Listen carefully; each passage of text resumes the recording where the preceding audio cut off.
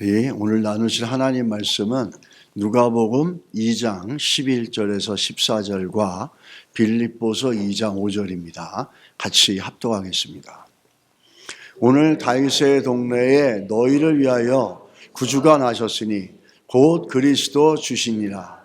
너희가 가서 강보에 쌓여 구유에 뉘어 있는 아기를 보리니 이것이 너희에게 표적이니라 하더니 호련히 수많은 천군이 그 천사들과 함께 하나님을 찬송하여 이르되 지극히 높은 곳에서는 하나님께 영광이요 땅에서는 하나님이 기뻐하시는 사람들 중에 평화로다 하니라.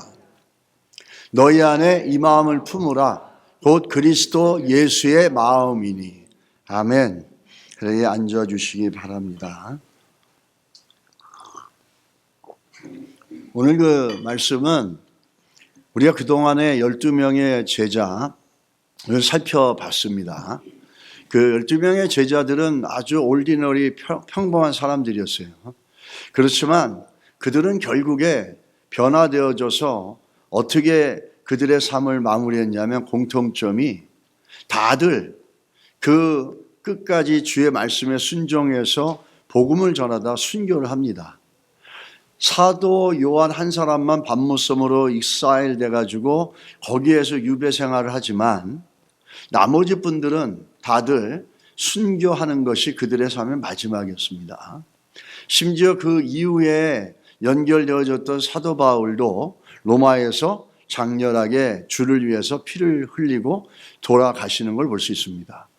우리 이걸 볼 때 이 신앙, 이 여러 12명의 제자들의 그 성향이나 신앙의 모습들을 한마디로 요약하고 정리하면 뭘로 할 수 있냐라는 거예요.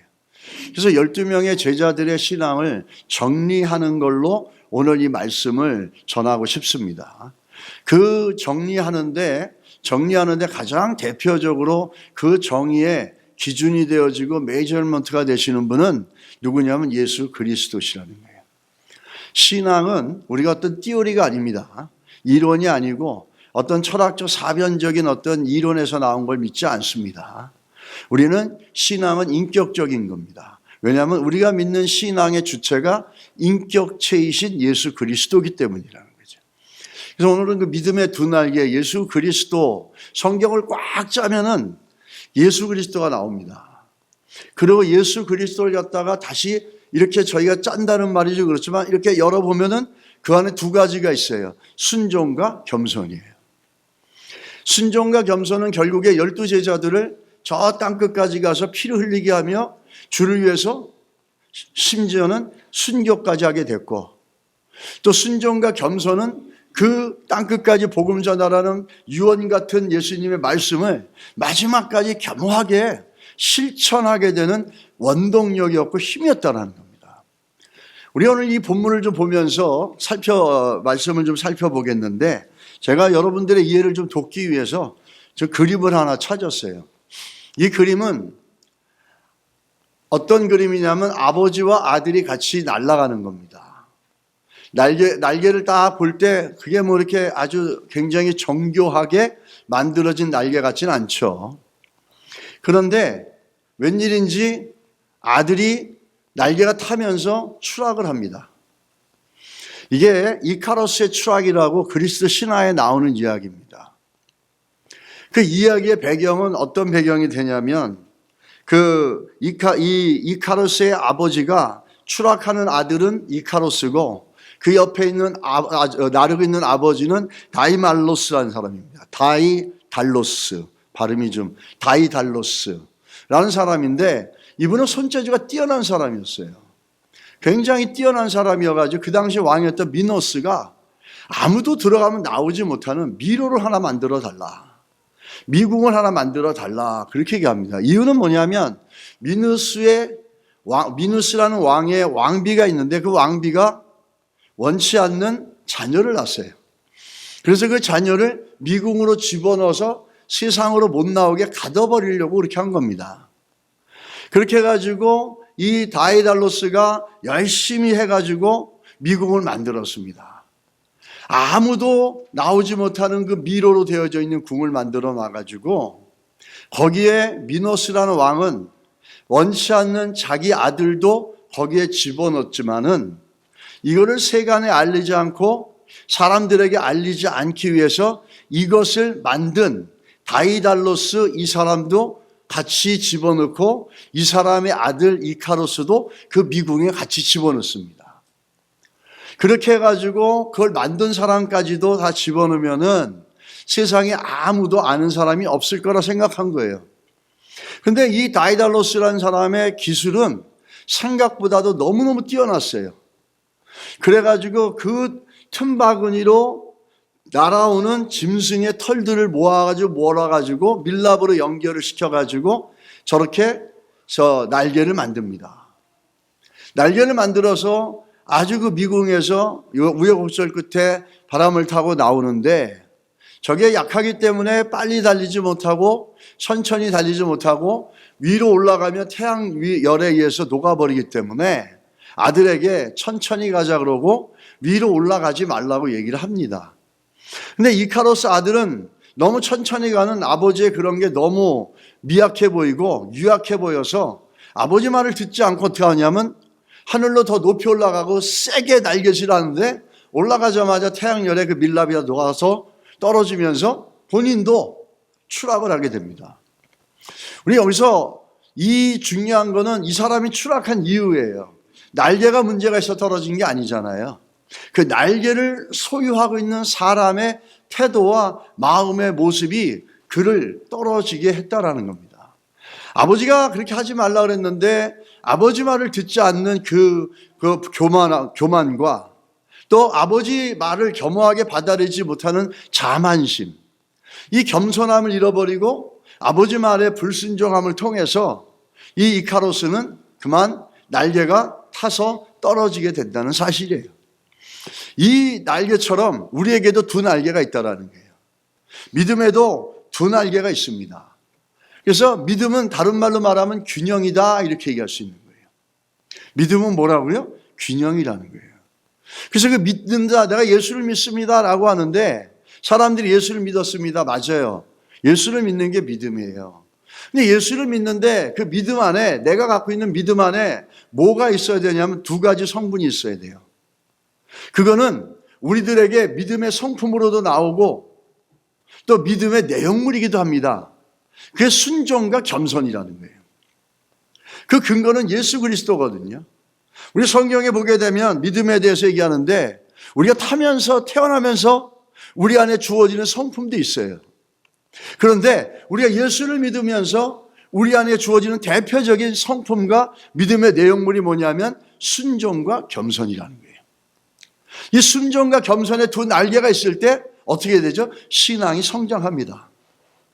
우리가 예수를 믿는다 그래도 우리 신앙이 맨날 답보 상태고 제자리고 20년 30년 예수를 믿었어도 신앙이 성장하지를 못해요. 근데 나는 예수를 믿고 있어요. 왜 그런지 아세요? 내가 믿고 있는 믿음이 무엇을 갖고 있는지를 몰라서 그러는 거예요. 이게 올바르게 믿는다면 그 안에는 믿음과 순종이라는 게 들어가 있어야 되는 거예요. 믿음은 두 가지 영역이 있습니다. 외형적인 영역이 있고 내형적인 영역이 있어요. 외형적인 영역은 뭐냐면 하나님이 우리 인생 가운데 간섭하셔서 하나님을 경험하고 하나님의 능력이 일어나는 거예요. 내형적인 건 뭐냐면 이 우리들의 내면적인 건 뭐냐면 우리들 안에 있어야 될 믿음의 요소예요. 그게 뭐죠? 믿음과 순종이라는 거예요. 그럼 결국은 믿음과 순종이라는 걸 통해서 우리는 하나님을 경험하고 하나님의 역사를 우리 삶 가운데 경험할 수 있는 거예요. 우리가 간혹 가다가 목사님들이 이런 설교를 할 때가 있었어요. 제가 어릴 때. 여러분 교회를 다 다닌다고 여러분 다 천국 간다고 생각하지 마세요.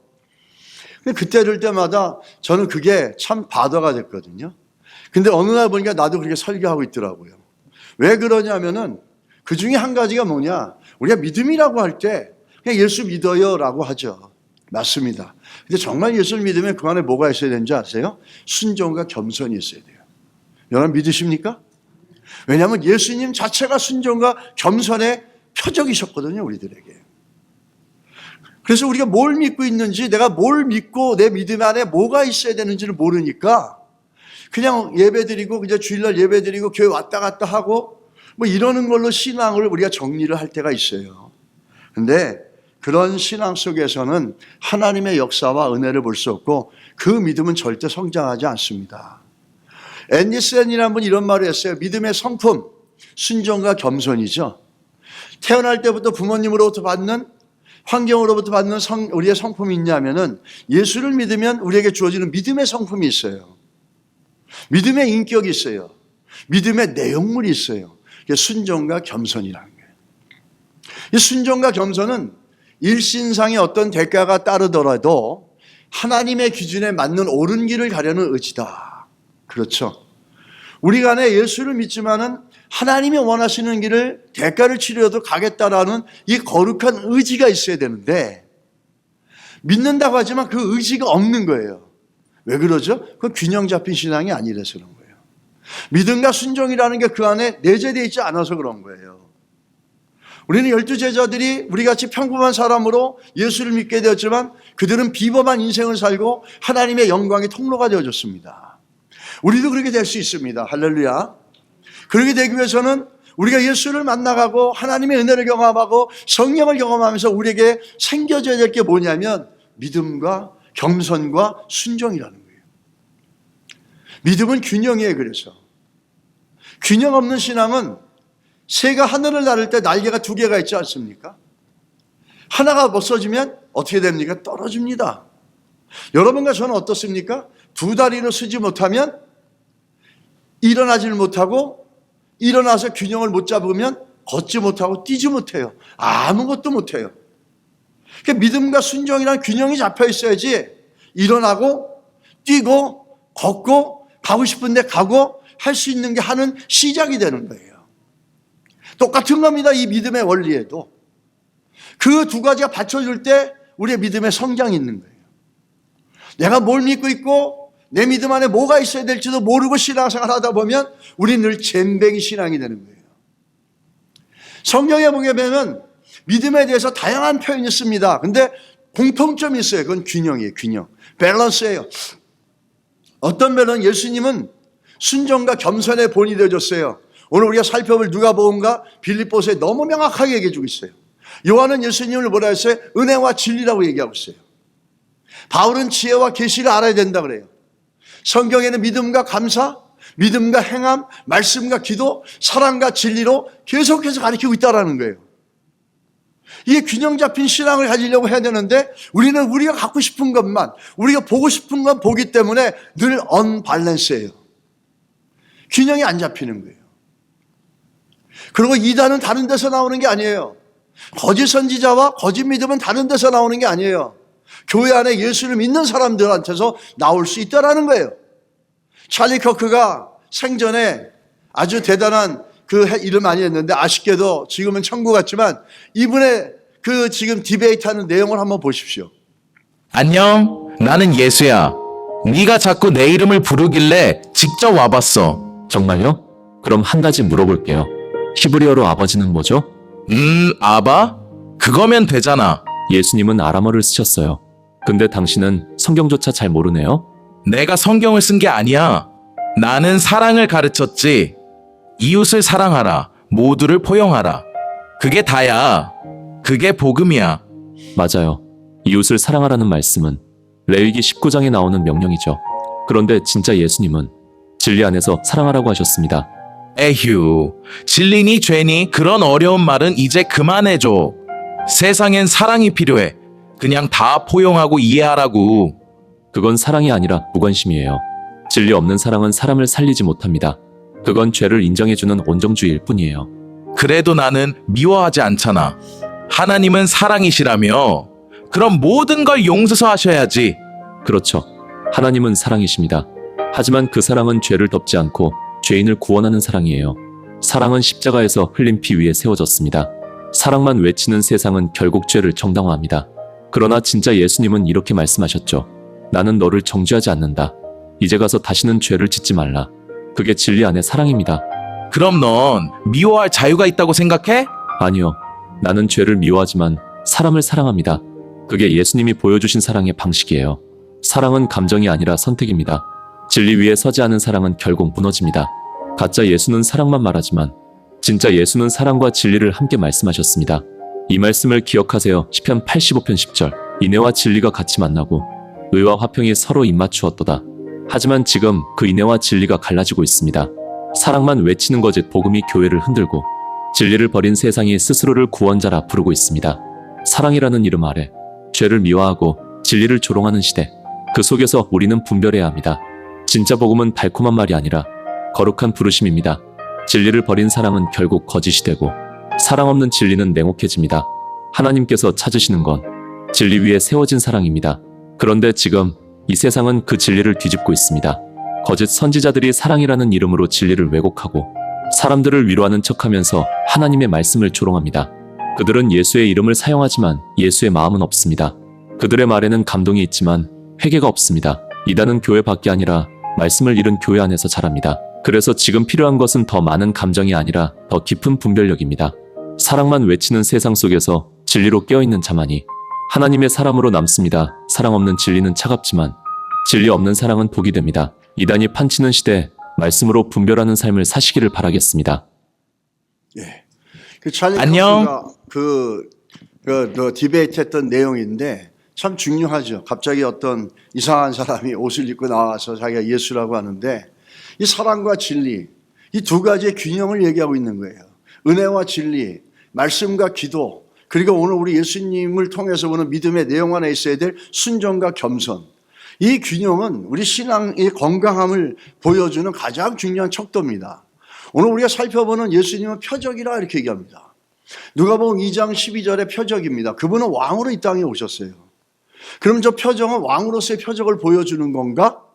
이렇게 우리가 생각을 할 수 있죠. 근데 왕으로서 오셨는데 우리가 생각하는 그런 왕으로서가 아니라는 거예요. 제일 먼저 중요한 건 그분 안에 있는 믿음의 모습을 보여주는데 어떻게 보여지냐면 그분이 태어나는 모습을 통해서 그 표적을 보여주고 있다는 거예요. 누가복음 2장 12절 너희가 가서 광포에 쌓여 구유에 뉘어있는 아기를 보니 이것이 너희에게 표적이니라. 예수님이 이 땅에 오셨는데 구유에 맹절, 말구유, 이 사실 우리 말구유라 그러지만 말구유는 아닙니다. 저게 그 구유에서 나셨다 이렇게 얘기합니다. 그게 표적이라 이렇게 얘기합니다. 뭐의 표적일까요? 정확하게 하면 예수님이 가지고 있는 믿음의 표적인 거예요. 그분이 가지고 있고 우리들에게 보여주고 싶어하는 예수님이 가지고 있는 믿음의 표적이라는 거죠. 그 표적을 보여주시기 위해서 왕으로 오셨지만은 어디서 구유에서 나오시는 거예요. 오늘 이 본문을 좀 살펴보면서 겸손과 이 순종의 표적이 되시는 예수님이 그냥 나온 게 아니라 일단 스가랴 9장 9절에 이미 스가랴 선지자가 예언을 했습니다. 근데 예언하는데 예수님의 탄생을 나귀하고 자꾸 비유하는 거예요. 그 중에서도 나귀 새끼, 시온에 따라 크게 기뻐할지어다, 예루살렘에 따라 즐거이 부를지어다.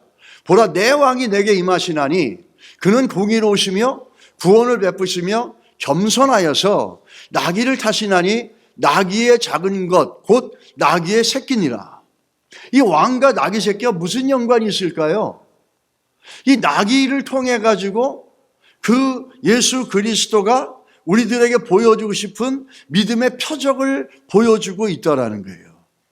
나귀라고 하는 아주 그 고집센 짐승을 통해서 예수 그리스도께서의 신앙의 내용이 무엇인지를 보여주는 표적으로 삼고 있다는 겁니다. 우리가 오늘 구유라고 하는 것을 볼 때 구유가 어떤 구유일까요? 말구유일까요? 아니면 나귀의 구유일까요? 보통 구유 같은 거 보면 우리가 한국말 하면 여물통입니다. 여물통. 소여물통, 말여물통이에요. 그 예수님이 태어나신 구유는 말구유일까요? 아니요. 예수님이 태어나신 구유는 말구유가 아니라 나귀구유입니다. 그 당시에는 말을 집에 가지고 있는 사람들이 없었어요. 구유 여물통이 저 위에는 보면 돌로 되어 있고 밑에는 나무로 되어 있는데 예수님이 태어나신 구유는 나무로 된 구유이라고 합니다. 이 나귀가 많았기 때문에 말은 없었어요. 그 당시에 말은 로마 지배하에서 이스라엘 백성들이 말을 갖고 있을 수는 없었어요. 말은 주로 군사용으로 사용되어져서 그 군사 전쟁을 치르는 장소에 가 있어야 됐고 다 모든 집마다 가지고 있는 게 일반적으로 나귀였습니다. 나귀는 크진 않지만 소 일거리를 하는데 적당했고 말과 같이 큰 힘이 많이 필요한 일을 할 일이 없었거든요. 그리고 또 한 가지 말을 가질 수 없었던 게 그들 가운데는 말은 굉장히 고급 음식을 먹습니다. 최소한의 뭘 먹여야 되냐면 보리를 먹여야 돼, 보리를. 그런데 그 당시에는 가난해서 사람들조차도 보리가 먹기 힘들었을 때입니다. 그래서 그 재정적인 거나 이런 부분에서 말을 데리고 있을 수가 없었던 거예요. 주로 쉽게 풀만 뜯어먹고 자기네들이 하는 일과 물건을 날라주는 조그만 나귀만 있으면 됐던 거예요. 그래서 그 당시의 문화와 상황을 볼 때 예수님이 태어나신 구유는 말구유가 아니라 나귀의 구유였다라는 거예요. 말을 하고 나귀하고 비교하자면 가치가 완전히 다르죠. 말값이 비싸겠습니까? 나귀값이 비싸겠습니까? 말이 더 비싸죠. 예수님이 이 땅에 오시는데 자신의 겸손과 순종을 보여주시는데 하나님이 쓰여진 게 말도 아니고 말구유라고 하더라도 아유 참 그렇대. 어느 천하의 왕이신 예수님이 어떻게 말구유에서 올 수 있을까? 근데 그나마 말구유도 아닌 거예요. 그거보다 더 보잘것없고 더 작은 그 나귀의 염을 통해서 예수님이 나셨다라는 겁니다. 이걸 통해서 예수 그리스도께서 표적으로 우리에게 보여주시는 교훈이 있다라는 거예요. 우리는 그것들을 볼 때 그 당시에 유대인들의 사고 속에서 말은 아까 얘기했던 전쟁과 힘을 상징합니다. 권력을 얘기하고 어떤 폴리티컬 파워를 얘기하죠. 근데 나귀는 순종과 겸손의 상징이었어요. 그래서 스가랴가 왕이신 예수님께서 나귀 새끼를 타고 이 땅에 오신다라고 하면서 세상의 왕들이 갖고 있는 모습과 다른 것들을 얘기해 주고 있다는 거예요. 나귀로 오신 예수님, 이스라엘 왕이었고 세상의 만왕의 왕이셨지만 그 나귀로 오신 예수님을 보면서 나귀와 이 예수님의 순종이 먼저 어떤 관계가 있는지 한번 살펴보겠습니다. 나귀는 굉장히 고집이 셉니다. 그리고 굉장히 거칩니다. 들나귀 같다 그러잖아요. 고집이 세고 거칠고 말을 잘 안 들어요. 그런데 나귀는 잘못하면 마귀가 되는구나.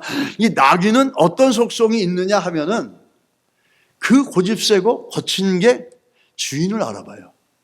자기에게 먹이를 주고 자기하고 함께하는 주인을 알아보고 주인에게만 순종해요. 그래서 주인도 몰라보고 자기 멋대로 살아가는 이스라엘 백성들에게 이사야가 예를 드는데 메타포를 드는데 누구를 듣냐면 소도 임자를 안다. 심지어 저 거칠고 저 고집스럽고 저 들나귀 저 나귀도 주인의 구유에서 먹지 않냐. 너희는 어떻게 해서 주인도 못 알아보냐. 짐승도 주인을 알아보는데 거기에 특히 나귀는 뭐죠? 그 주인의 구유를 이렇게 얘기합니다. 나귀는 유일하게 고집도 셌지만은 자기 주인을 알아보는 존재였어요.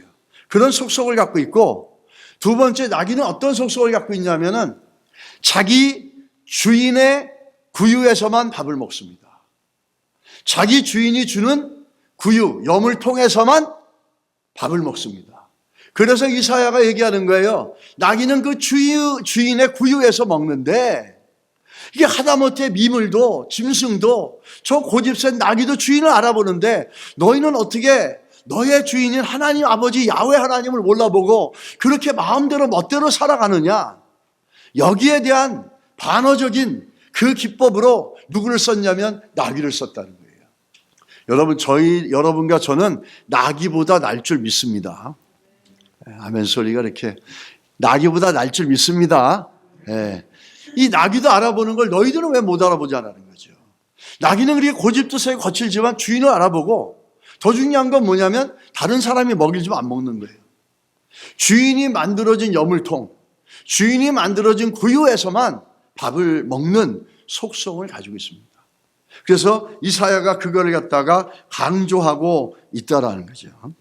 우리가 오늘 이 본문에 보면서 그 예수 그리스도 이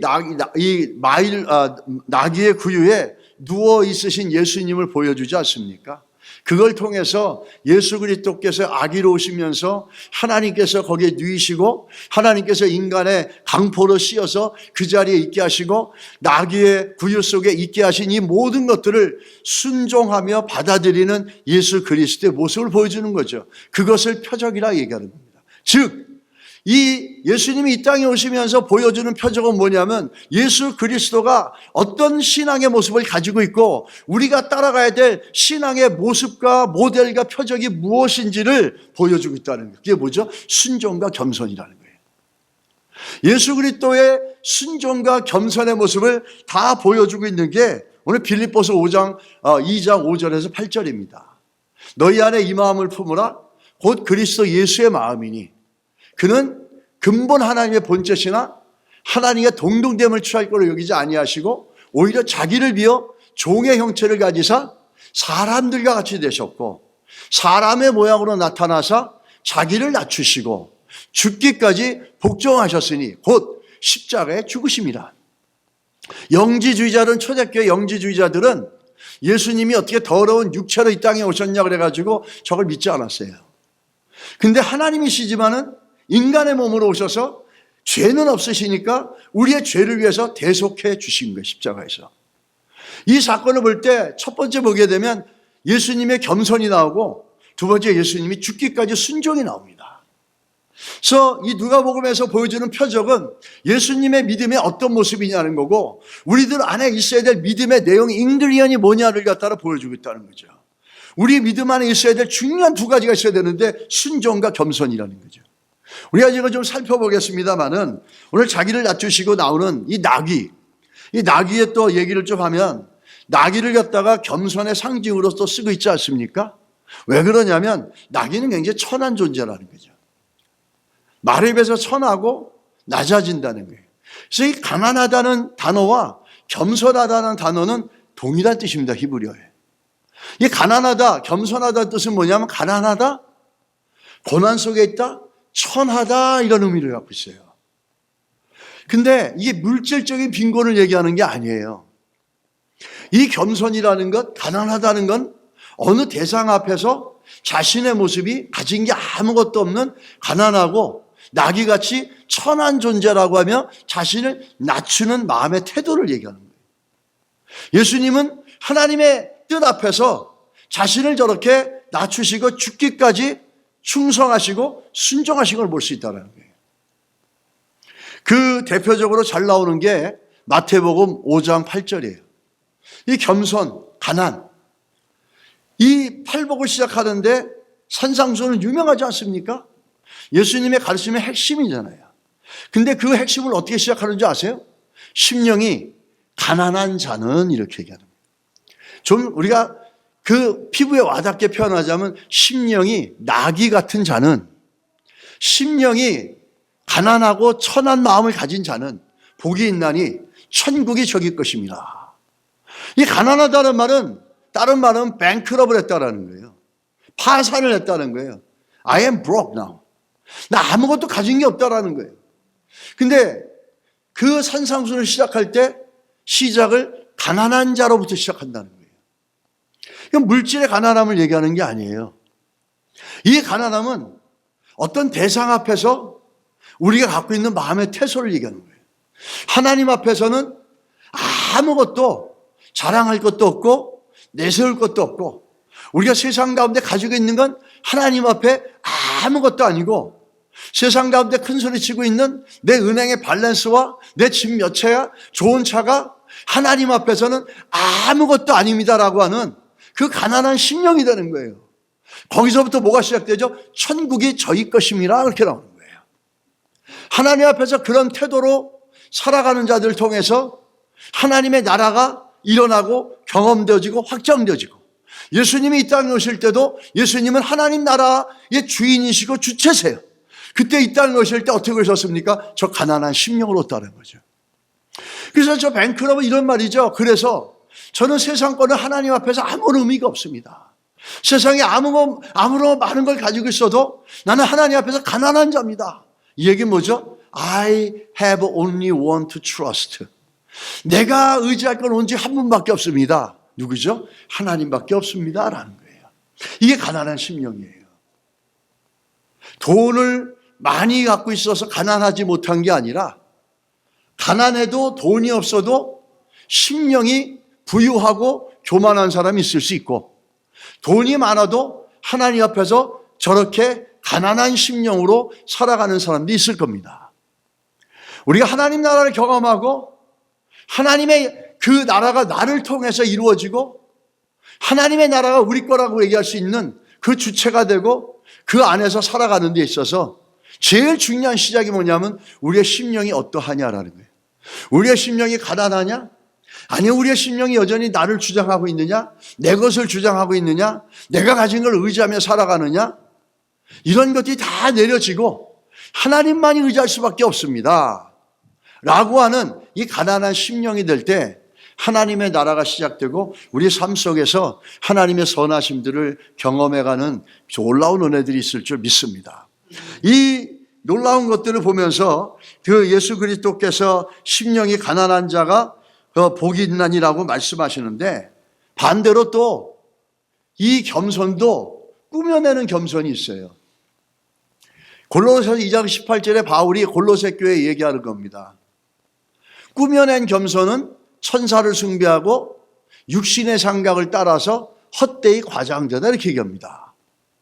우리가 겸손에는 항상 따라야 시 우리가 보겠지만은 하나님을 경외함과 겸손에는 항상 하나님을 찾는 마음이 있어요. 가짜 겸손은 하나님을 찾지 않습니다.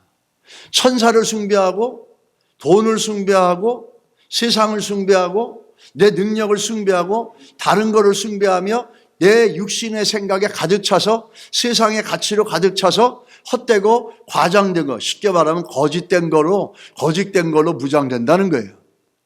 그래서 겸손하면 항상 뭐가 있냐면 하나님을 경외함이 있어요. 하나님 앞에서 자기를 낮추고 그리고 하나님을 찾는 모습이 있어요. 다니엘도 그렇고 여러 믿음의 위인들 속에서 나타나는 모습이라는 거예요. 예수님의 겸손도 마찬가지입니다. 오늘 우리가 아까 봤던 그 내용들 6절에 보게 되면 하나님과 동등됨을 취할 것을 여기지 아니하고 자기를 비워 종의 형체로 가고 자기를 낮추고 뭐 때문에 이렇게 했습니까? 다 자기 뜻을 내려놓는 거예요. 하나님의 뜻을 위해서 자기 뜻을 내려놓는 게 겸손이에요. 하나님 앞에서 자신의 뜻을 내려놓고 하나님의 뜻을 찾는 겁니다. 이게 겸손이라는 거거든요. 여기에는 하나님을 찾아나가고 하나님을 경외하는 마음이 함께 있다라는 거예요. 그래서 여러분, 우리가 믿습니다라는 말을 할 때 우리가 좀 생각해 보실 게 있어요. 내가 뭘 믿고 있고 어떻게 믿고 있냐라는 거예요. 우리가 믿고 있는 것은 하나님이시잖아요. 예수 그리스도잖아요. 근데 그분을 어떻게 믿고 있냐라는 거예요. 내 뜻대로, 내 마음대로, 내 감정대로, 내 욕구대로, 내 필요대로? 아니, 그게 아니라 하나님의 뜻 앞에 순종하고 하나님의 뜻에 겸손하려고 하는 이 믿음의 스피리추얼 인그리언이 우리 안에 있냐라는 거죠. 이 두 가지를 가지고 믿음으로 하나님을 신뢰하고 하나님을 섬겨 나가는 겁니다. 우리가 교회라고 하는 것들, 신앙이라는 것들 세상 사람들이 볼 때는 아예 그까짓 거 뭐 이렇게 하고 뭐 거기 뭐 다 맨날 그렇지 뭐 맨날 찬양하고 뭐 나쁜 것만 불어내고 그러는데 그분들에게 그럼 믿음이 뭔 줄 아십니까? 물어보면 아무것도 몰라요. 그래서 들어와가지고 그럼 당신들이 비난하는 기준이 뭐냐고. 그 기준은 자기들의 기준이죠. 우리가 살펴봐야 될 믿음의 기준은 우리 안에 순종하는 마음과 하나님 앞에 겸허해지려는 마음이 있냐라는 거죠. 이것이 없을 때 우리 신앙을 돌아보는 거죠. 이것을 알아야지 내가 뭘 돌아볼 줄 아는 거잖아요. 이런 스탬 포인트가 있을 때 내가 지금 순종함이 있다 없다, 내가 겸손함이 있다 없다를 우리가 점검할 수 있자라는 거예요. 그러니까 이걸 모르면 내 신앙을 점검할 수도 없는 거예요. 이게 문제라는 거예요. 오랜 신앙생활 했어도 내 신앙이 어떠한지를 몰라. 왜? 내 신앙 안에 있어야 될 중요한 그 두 가지가 뭔지를 모르니까 어떻게 점검할 줄 모르는 거예요. 그냥 뭐 나는 신앙생활 잘해 그렇게 생각하다가 정말 그 신앙의 열매들이 너무나 낭패가 될 때가 있다는 거죠. 우리가 믿음이 어떠한지를 살펴보기 위해서는 내 안에 순종하는 마음과 겸손한 마음이 있냐라는 겁니다. 이것이 있을 때 우리의 삶이 하나님 앞에서 믿음으로 살아가고 있다라고 얘기할 수 있다는 거죠. 역대하 7장 4절에 보시게 되면 이 겸손의 모습을 보여줍니다. 스스로 낮추고 기도하며 내 얼굴을 찾으며. 이 자신을 먼저 하나님 앞에 낮추고 세상의 원리와 내 뜻을 버리고 기도하면서, 기도한다는 건 하나님을 찾는 거죠. 그리고 기도하면서 하나님의 은혜를 구하고 하나님의 뜻을 구해 나가는 모습이 있어요, 겸손은. 근데 조작된 겸손은 겸손한 척은 하지 하나님을 경외함이 없어요, 거기에는. 여전히 다른 것을 숭배하고 자기의 생각대로 살아가게 돼 있다는 거예요. 우리가 한번 겸손의 결과들 한번 보겠습니다. 겸손의 결과는 복입니다. 잠언서 15장 33절에 여호와를 경외하는 것은 지혜의 훈계라 겸손은 존귀의 길잡이라. 잠언서 22장 4절 겸손과 여호와를 경외함의 보상은 재물과 영광과 생명이니라. 아멘. 여러분 복 받기 원하시죠? 복 주세요. 해결해 주세요. 응답해 주세요. 이래서 받는 게 아니라는 거예요, 지금 얘기가. 정말 복 받기 원하고 우리 인생이 해결되기 원하면 우리 안에 하나님을 향한 겸손함이 있느냐를 봐야 되고 하나님을 향한 순종함이 있느냐를 봐야 돼요. 이 두 가지가 있을 때 하나님은 우리에게 뭘 주십니까? 재물도 주시고 영광도 주시고 생명도 부어주십니다. 회복을 시켜주신다는 거예요. 시편 22편 26절에 겸손한 자는 먹고 배부를 것이며 여호와를 찾는 자는 그를 찬송할 것이다. 너희 마음이 영원히 살지다. 겸손한 자는 한마디로 말해서 살아납니다. 할렐루야. 믿으십니까? 겸손한 자는 복이 있어요. 난 여러분이 오늘 복 받길 바랍니다. 복 받는 게 주님 주시옵소서 주시옵소서. 여러분 생각대로 그런 게 아니라 우리 안에 겸손함이 시작될 때 복이 시작된다는 사실이에요. 이게 겸손이 갖다 주는 결과예요. 또 겸손의 능력이 있습니다. 겸손은 어떤 능력이 있어요? 높여주시는 능력이 있어요. 마태복음 23장 12절에 누구든지 자기를 높이는 자는 낮아지고 누구든지 자기를 낮추는 자는 높아지리라.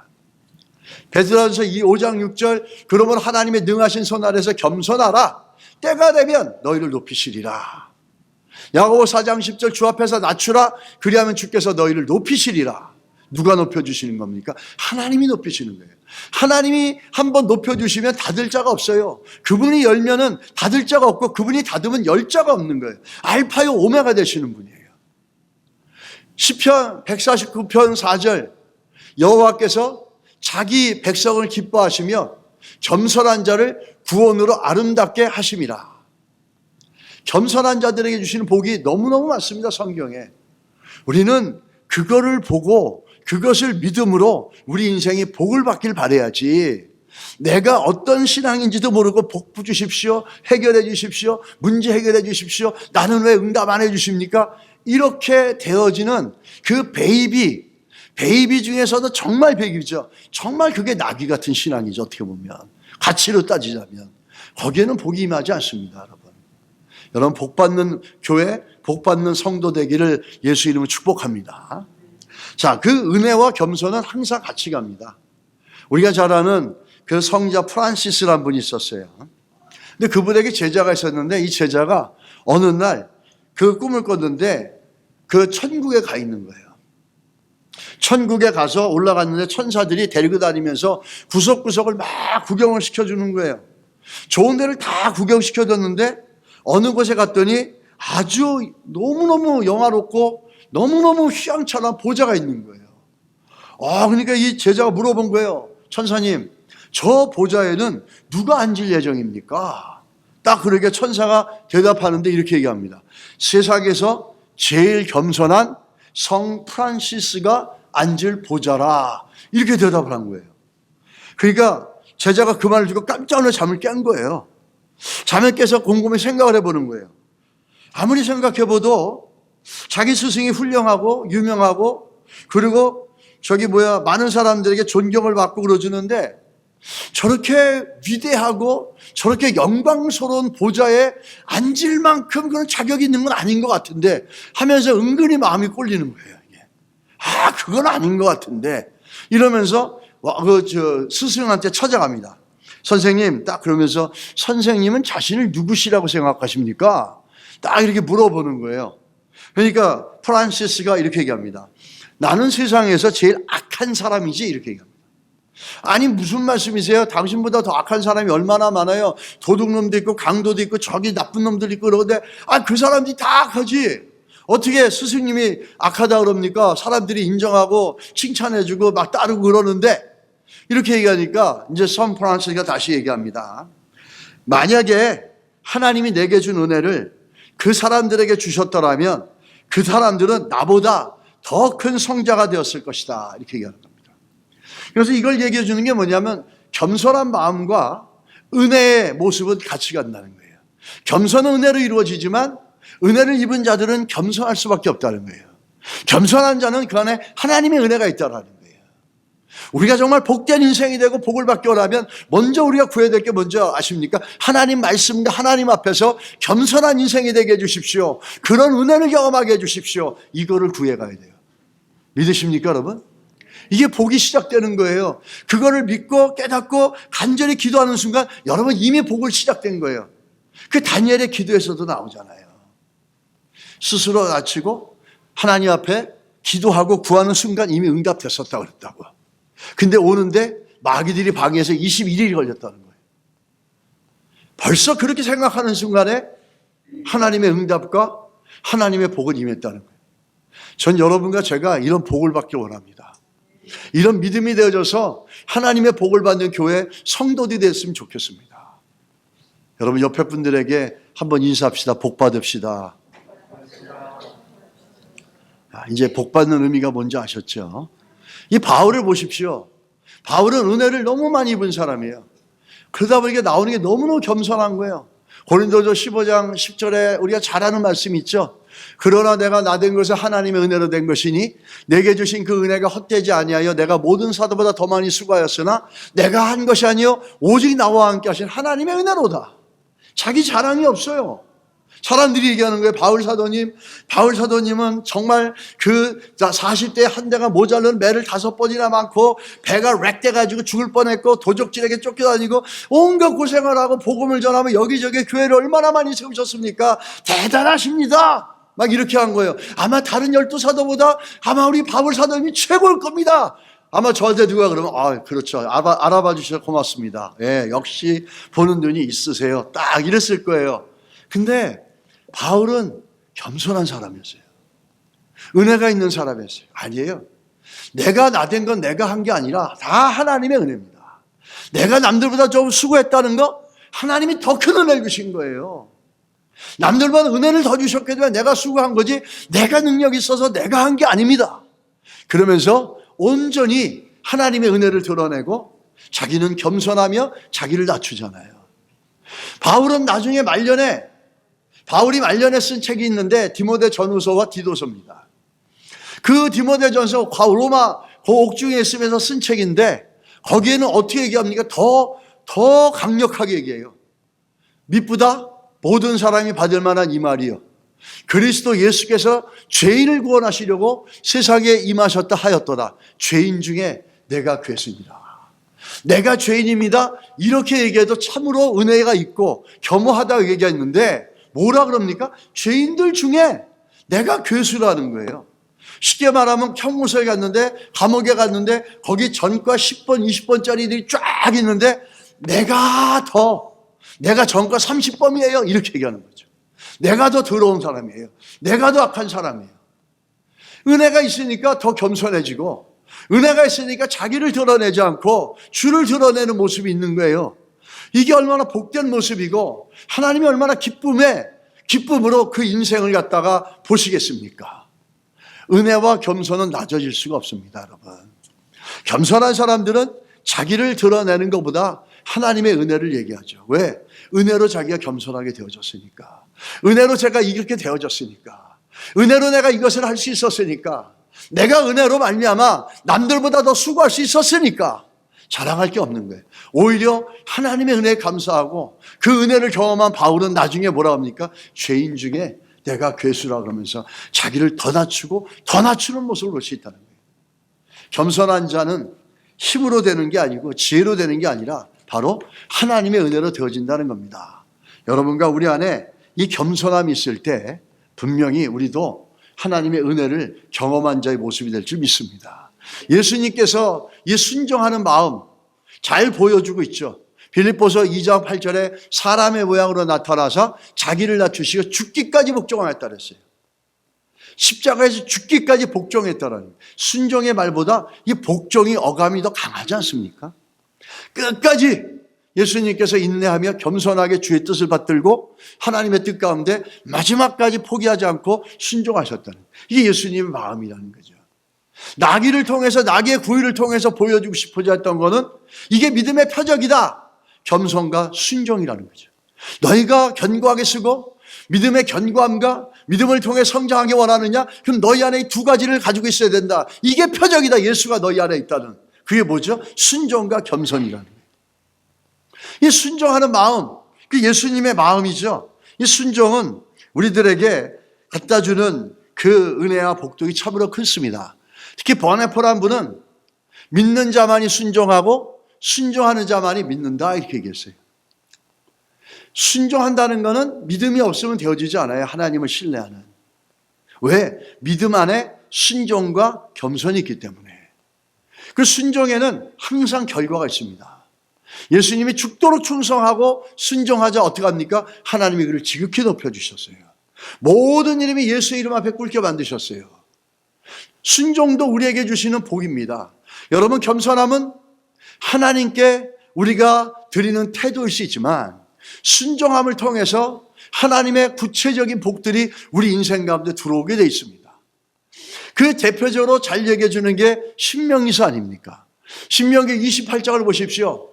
하나님의 복이 뭘로부터 들어온다 그럽니까? 순종으로부터 들어온다는 거예요. 이게 1절에서 14절인데 좀 길긴 하지만 여러분 한번 같이 읽겠습니다. 시작. 내가 내게 하나님의 여호와의 말씀을 삼가 듣고 내가 오늘 내게 명령하는 그의 모든 명령을 지켜 행하면 내 하나님 여호와께서 너를 세계 모든 민족 위에 뛰어나게 하실 것이라. 내가 내 하나님 여호와의 말씀을 청정하면 이 모든 복이 내게 임하며 내게 이르리니 성읍에서도 복을 받고 들에서도 복을 받을 것이며 내 몸의 자녀와 내 토지의 소산과 내 짐승의 새끼와 소와 양의 새끼가 복을 받을 것이며 내 강주리와 떡반죽 그릇이 복을 받을 것이며 내가 들어와도 복을 받고 나가도 복을 받을 것이니라. 여호와께서 너를 대적하기 위해 일어난 적군들을 내 앞에서 패하게 하시리라. 그들이 한 길로 너를 치러 들어왔으나 내 앞에서 7길로 도망하리라. 여호와께서 명령하사 내 창고와 내 손으로 하는 모든 일에 복을 내리시고 내 하나님 여호와께서 내게 주시는 땅에서 내게 복을 주실 것이며 여호와께서 내게 명세하신 대로 너를 세워 자기의 성민이 되게 하시리니 이는 내가 내 하나님 여호와의 명령을 지켜 그 길로 행할 것임이니라. 땅의 모든 백성이 여호와의 이름이 너를 위하여 불리는 것을 보고 너를 두려워하리라. 여호와께서 내게 주리라고 내 백성들에게 맹세하신 땅에서 내게 복을 주사 내 몸의 소생과 가축의 새끼와 토지의 소산을 많게 하시며 여호와께서 너를 위하여 하늘의 아름다운 보고를 여시사 내 땅에 때를 따라 비를 내리시고 내 손으로 하는 모든 일에 복을 주시리니 내가 많은 민족에게 꾸어질지라도 너는 꾸지 아니할 것이요 여호와께서 너를 머리 되고 꼬리가 되지 않게 하시며 위에만 있고 아래에 있지 않게 하시리니 오직 너는 내가 오늘 내게 명령하는 내 하나님 여호와의 명령을 듣겨 지켜 행하며 내가 오늘 너희에게 명령하신 그 말씀을 떠나 좌로나 우로나 치우치지 아니하고 다른 신을 따라 섬기지 아니하면 이와 같으리라. 너희가 즐겨 순종하면 땅의 아름다운 소산을 먹을 것이요. 하나님이 얼마나 우리들에게 축복해 주시기 원하는지를 알 수 있다는 거죠. 순종이 없는 축복은 우리들에게 교만을 날 수 있고 방종을 날 수가 있습니다. 겸손과 순종을 통해서 믿음으로 받는 하나님의 복은 우리 인생을 바울처럼 더 겸허하게 만들고 더 하나님의 은혜 가운데 살아갈 수 있는 힘을 준다는 거예요. 여러분, 복 받기 원하신다면 복 주십시오. 기도 응답 받기 원한다면 응답해 주십시오. 이것만 주장하지 마시고 우리 안에 순종과 겸손을 갖기를 기도하시기 바랍니다. 하나님 앞에서, 말씀 앞에서, 그분 앞에서 내가 겸손해지고 내가 순종해 나갈 때 하나님 우리 인생 가운데 정말 약속하신 복들이 있죠. 겸손과 순종은 결과적으로 뭘 주십니까? 복을 주시는 거예요. 믿음은 우리에게 뭘 주십니까? 복을 주세요. 균형 잡힌 믿음은 우리에게 복을 갖다 줍니다. 믿음과 순종의 균형 잡힌 믿음은 우리 인생에 복을 갖다 준다는 거예요. 여러분, 내가 믿음이 어떠한지를 살펴보시고 우리의 믿음대로 하나님께서 정말 복 주시는 인생이 되기를 바랍니다. 또 순종하는 마음에는 어떤 역사가 있냐면 하나님이 쓰십니다. 순종하는 사람은 하나님이 쓰시고 또 순종하는 마음에 뭘 주시죠? 성령 충만을 주세요. 하나님이 주시는 가장 큰 선물이 뭐죠? 성령이시거든요. 사도행전 5장 32절에 우리는 이 일의 증인이요 하나님이 자기에게 순종하는 사람들에게 주신 성령도 그러하니라. 순종하는 사람들에게 뭘 주신다고요? 성령을 주시는 거예요. 성령님은 순종하는 마음에 시작돼요. 사도행전 1장에 예수님이 승천하면서 제자들에게 너희는 예루살렘을 떠나지 말고 아버지의 약속하신 성령이 오실 때까지 기다리라 이렇게 얘기하십니다. 그러자 어떻게 합니까? 그 말씀을 붙잡고 순종합니다. 그 말씀을 붙잡고 그대로 믿고 순종하면서 전혀 모두가 120문도가 모여서 기도에 합심을 다해서 기도합니다. 그러고 나서 성령이 임하셨어요. 여러분 이렇게 순종하는 자들에게 성령이 임하시고 순종하는 자들에게 성령 충만을 줘서 하나님의 나라와 교회의 일꾼이 되겠습니다. 사도행전 6장 3절이죠. 그 성령 충만 받은 그 사람들을 하나님께서 세우셔서 교회의 제1군으로 쓰시고 있습니다. 이게 사도행전 6장 3절 형제들아 너희 가운데서 성령과 지혜가 충만하여 칭찬받는 사람 7을 택하라. 우리가 이 일을 그들에게 맡기고 온 무리가 그 이만을 기뻐하며 믿음과 성령이 충만한 사람 스데반과 또 빌립과 고로와 니가노르와 디몬과 바베나와 유대교에 있겠던 안디옥 사람 니콜라를 택하여 이렇게 얘기하죠. 저게 교회 일꾼이 되는 거예요. 교회 일꾼 되는 건 우리 교회 오래 다녔다고 되는 게 아니에요. 교회 일꾼 되는 사람들에게는 성령이 충만함과 믿음의 충만함으로 교회를 섬길 줄 알아야 되는 거예요. 근데 성령 충만, 믿음 충만하려면 먼저 뭐가 있어야 되죠? 순종하는 마음이 있어야 돼요. 믿음이라는 말 속에는 순종과 겸손이 같이 들어가 있다는 거예요. 그럴 때 하나님이 성령을 주시고 그 성령을 받은 사람들을 들어서 하나님 나라와 교회에 아름답게 사용하시고 쓰신다는 겁니다. 쓰임받는 사람이 되려면 먼저 순종하는 마음이 돼야 된다는 거예요. 그럼 우리는 어떻게 순종하는 믿음을 가질 수 있을까? 사무엘상 15장 22절에 나오죠. 이 사울이 불신을 하자 하나님이 버리신 이유를 얘기하는 거예요. 사무엘이 이르되 여호와께서 번제와 다른 제사를 그 목소리를 청정하는 것을 좋아하신 같이 아시겠나이까. 순종이 제사보다 낫다. 무슨 말입니까? 당신이 순종을 못했는데 왜 그런 줄 아세요? 눈으로 보이고 기름진 소를 갖다 드리겠다고 그렇게 눈으로 보이는 것만 알았지 당신 마음속에 하나님의 말씀을 듣는 마음이 없잖아. 하나님 말씀을 청정했으면 하나님 말씀을 깊이 들었으면 아마 사울 당신은 순종했을 거야. 순종이 가장 아름다운 제사야. 이렇게 얘기하는 거죠. 여러분 우리가 순종하는 마음을 갖고 순종하는 믿음을 가려면 제일 먼저 뭘 하죠? 하나님 말씀을 청정하기 시작해야 돼요. 하나님 말씀을 듣기 시작해야 되고 하나님 말씀을 깊이 들어야 되고 그럴 때 하나님의 성령이 일하신다는 거예요. 하나님의 성령이 일하시고 깨닫게 하시고 우리를 충만하게 하셔서 하나님 나라의 일꾼으로 세우시고 쓰임받게 되어진다는 겁니다.